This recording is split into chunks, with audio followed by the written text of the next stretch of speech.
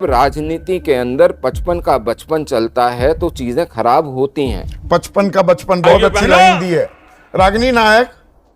55 का बचपन महत्वाकांक्षाएं ऐसी हावी हुई, ये मतलब अब कला में माहिर हो गए कि जीत के मुंह से हार कहां से खोज के निकाल। तो संदीप जी देखिए, जीत का सेहरा जिसके सर पर बंधा होता है, अक्सर हमें लगता है कि उसकी जुबान से निकली हर बात सही है। और आज चर्चा सिर्फ हरियाणा पर नहीं होनी चाहिए, उस तरफ भी होनी चाहिए। अब आप संपादकीय है, सलाहकार मत बनिए। हरियाणा में आप हारे कैसे, ये बता दीजिए। जीत की आहट साफ आहट नहीं, गूंज सुनाई देती है। आपस में सिर्फ फुटबॉल के चलते सारा खेल बिगाड़ लेते हैं। आप इतनी अच्छी समीक्षा कर रहे थे, किसी को अंदाजा भी नहीं हुआ कांग्रेस इतनी सारी गलतियां कर रही थी। एनडीए को 400 पार दिखा रहे थे, फिर 240 पर बीजेपी सिमट जाती है, तब आप बड़ी ताली बजा रहे थे। लेकिन अगर महेंद्रगढ़ से, हिसार से, पानीपत से ईवीएम को लेकर कुछ शिकायतें आई हैं, तो क्या हमें उस पर सवाल भी नहीं उठाना चाहिए? मैं तो ये पूछना चाहती हूँ। दिमाग से पैदल हो गई होगी। जून 4 को अगर वो ईवीएम का खेल कर सकती है, 240 सीटें अपनी क्यों रखेगी? 33 सीटें क्यों करवाएगी यूपी में? ऑलराइट गाइस, स्वागत है आप सबका इस चैनल के एक और नए वीडियो में। हरियाणा विधानसभा चुनाव हारने के बाद कांग्रेस के ऊपर विपक्षी पार्टियां यानी कि इंडी गठबंधन के घटक दलों के साथ साथ अब मीडिया भी उन्हीं से सवाल पूछ रही है। ये वही मीडिया है जिन्होंने इस बात को 100% श्योर कर दिया था कि इस बार कांग्रेस की सरकार बनने वाली है हरियाणा में। और इसमें नंबर 1 पे चल रहा था न्यूज़ 24, जो पकड़ पकड़ के बीजेपी नेताओं को लेके आता था और उनसे यही क्वेश्चन कहता था कि आप तो इस बार चुनाव हारने वाले हैं। लेकिन जैसे ही बीजेपी ने इस चुनाव को जीत लिया और कांग्रेस इस चुनाव को हार गई, यानी कि हरियाणा में चुनाव हार गई, वैसे ही मीडिया के लोगों ने अब कांग्रेस से क्वेश्चन करना शुरू कर दिया है कि आप जीता हुआ मैच कैसे हार गए। आज के डिबेट वीडियो में हम देखने वाले हैं जब न्यूज़ 24 के एंकर संदीप चौधरी ने कांग्रेस प्रवक्ता रागिनी नायक से ये पूछा कि आप जीता हुआ मैच कैसे हार गए, आप जीता हुआ जो मैच था यानी कि विधानसभा चुनाव था वो आप कैसे हार गए। तो रागिनी नायक इसको एक्सेप्ट करने की बजाय कि हाँ कुछ कारण थे, कुछ कारण ऐसे थे जो सभी को मालूम था, लेकिन फिर भी कांग्रेस उसको इग्नोर कर रही थी और जिनका असर यह पड़ा कि कांग्रेस के हाथ से एक बार फिर से सत्ता निकल गई। तो रागिनी नायक उनको एक्सेप्ट करने के बजाय पुराना वाला जो उनका गाना है ईवीएम को दोष देना, उसको लेकर के आ गई। अब मैं ये पूछना चाहता हूँ कांग्रेस के लोगों से कि भैया जीता हुआ मैच था, आपकी अपनी गलतियों की वजह से आप हार गए। एक नैरेटिव आपने सेट कर दिया जाट और नॉन जाट वाला, जिसने सबसे ज़्यादा अफेक्ट किया है आपकी राजनीति को हरियाणा में। दूसरा, आपके ही नेता जो बागी हो गए थे, जिनको टिकट नहीं मिला, वो आपके ही कांग्रेसी प्रत्याशी के अगेंस्ट में चुनाव लड़ रहे थे और वहाँ पर भी उन्होंने वोट कटवा का काम किया है, यानी कि कांग्रेस पार्टी के ही वोट को उन्होंने काट दिया। साथ ही साथ आप इतने ओवर कॉन्फिडेंस हो गए कि आपने इंडिया गठबंधन के जो घटक दल हैं सबसे बड़ी, यानी कि इस चुनाव में थे आम आदमी पार्टी और समाजवादी पार्टी। वैसे समाजवादी पार्टी ने जब सीट नहीं मिली 1-2 तो उन्होंने तुमने आपको साइडलाइन कर दिया, लेकिन आम आदमी पार्टी ने आपके अगेंस्ट में अपने प्रत्याशी उतार दिए और इन प्रत्याशियों ने आपको कम से कम 5 से 6 सीटों का नुकसान करा दिया। यदि आप इनके साथ गठबंधन कर लेते तो शायद आज इनकी सरकार बन जाती।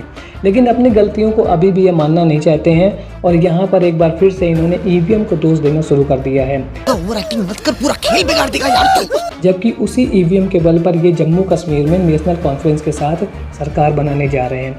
तो मैं यही पूछना चाहता हूं कि अपनी गलतियों को समझिए कांग्रेस पार्टी के लोग, और नेक्स्ट जो आने वाले चुनाव है महाराष्ट्र का और झारखंड का, उसमें आप अच्छी बैटिंग कीजिए जिससे आपको एक बार फिर से सत्ता मिल सके।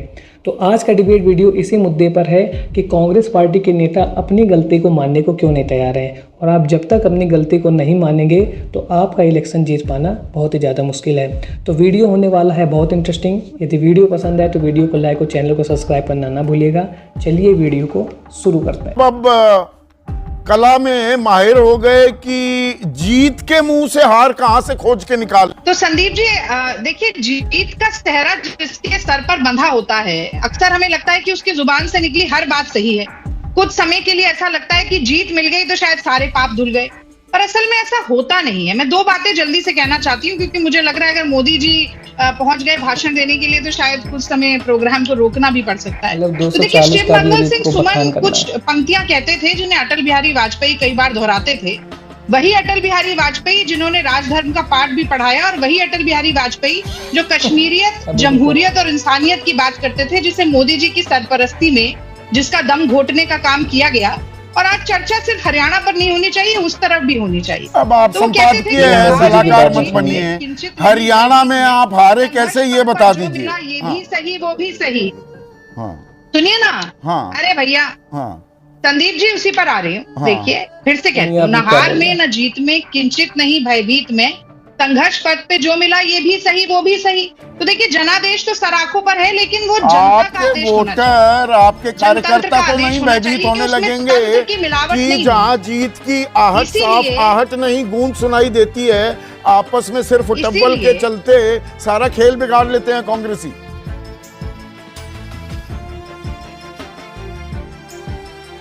संदीप जी, आपको थोड़ा अजीब नहीं लगता कि जितने एग्जिट पोल हुए, जितने सर्वे हुए, जितने ओपिनियन पोल हुए, शौरान भाई हमारे बहुत नब्ज पकड़े हुए थे हरियाणा में लोगों की, आप इतनी अच्छी समीक्षा कर रहे थे, किसी को अंदाजा भी नहीं हुआ कांग्रेस इतनी सारी गलतियां कर रही थी। अपने पैरों पर कुल्हाड़ी नहीं, आपकी बातों से तो लगा अपने पैर ही कुल्हाड़ी पर मार रही थी, कोई भाप ही नहीं पाया।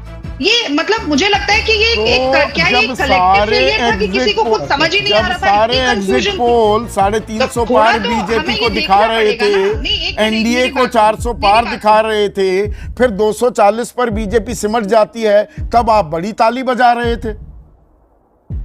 You can't have your cake and eat it too. मीठा मीठा गप गप, कड़वा कड़वा नहीं, नहीं हो सकता। संदीप जी, अगर भारतीय जनता पार्टी, देखिए सत्ताधारी पार्टी भी अगर ये कहेगी, सत्ताधारी पार्टी भी अगर आज ये कहे कि जम्मू कश्मीर में ठीक से चुनाव नहीं हुआ है, तो हम तो कहेंगे कि उसकी तफ्तीश करिए, कोई दिक्कत नहीं है।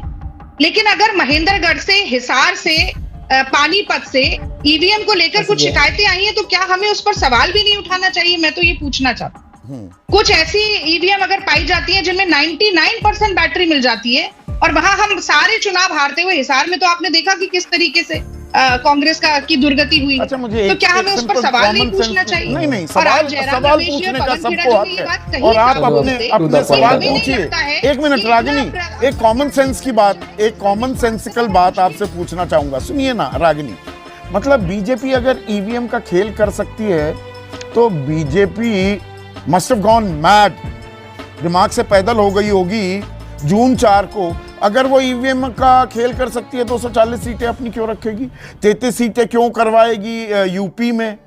ये फिर वही कन्वीनियंट राजनीति कर रहे हैं क्या? और जो दिक्कत हुई, जो शैलजा और भूपेंद्र सिंह हुड्डा में जूत बाजे, आप उनको इग्नोर कर रही हैं क्या?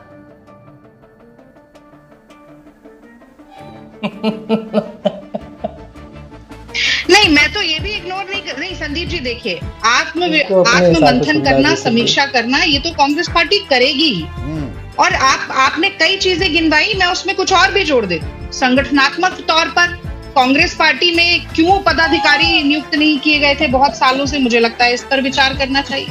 ये भी देखना चाहिए कि क्या नेताओं की तनातनी सच में, जो हमें ऐसा लगा कि नहीं है, जब राहुल गांधी जी के चलते ऐसे हाथ मिलाया था, आपने भी वो फोटो देखी होगी, शैलजा जी ने और हुड्डा जी ने, वो तो उसके हाथ बावजूद मिले भी ना, क्या दिल कुछ ऐसा ही रह कहाँ गया? मिले? नहीं, वो तो मुख्यमंत्री की ताल ठोक रही अरे थी। सुन तो लीजिए, हाँ, ये भी देखना पड़ेगा। लेकिन हम क्या ये भी हम इग्नोर कर सकते हैं क्या कि जो जूत बाजने की बात आप कर रहे हैं, तूती की बजाय जो जूती बज रही थी, वो तो भारतीय जनता पार्टी में भी बज रही थी। राव इंद्रजीत, अनिल विज, खट्टर, नायक सिंह सैनी, क्या हम ये, आपने तो खुद ये बात कही कि चरम पे लगभग देश से 4 गुना ज्यादा बेरोजगारी हरियाणा में थी, हमने मुद्दे को उठाया।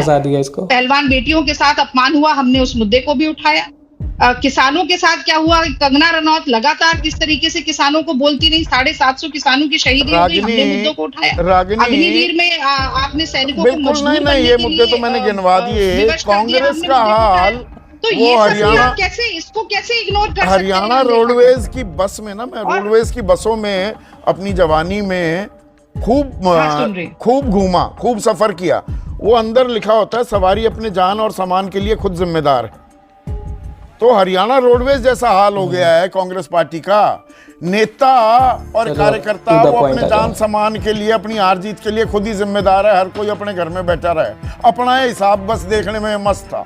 नहीं संदीप जी, आज अगर मैं ये कहूं कि हमने ईमानदारी से एक अच्छा चुनाव नहीं लड़ा, एकजुट होकर चुनाव नहीं लड़ा और हम पूरी तरीके से एक डिवाइडेड हाउस थे या इतर बितर बिखरे हुए थे, मुझे लगता है कि वो सही समीक्षा या सही विश्लेषण नहीं होगा। कांग्रेस पार्टी ने, केंद्रीय नेतृत्व ने भी और क्षेत्रीय नेतृत्व ने भी मिलकर अच्छे से, मजबूती से और जमीनी चलिए आपकी बात को फेस वैल्यू पर ले लेता हूं, क्योंकि अब समय बदल चुका है और अब पॉलिटिक्स में एक अच्छी राजनीति की जरूरत है, जहां पर आप लोगों को सिक्योरिटी देते हुए उनका विकास कीजिए और ये लोग देश का विकास करेंगे। तो आज का वीडियो आपको कैसा लगा हो कमेंट सेक्शन में जरूर बताएं। मिलता हूं ऐसे एक और नए इंटरेस्टिंग वीडियो में, तब तक के लिए थैंक्स फॉर वॉचिंग।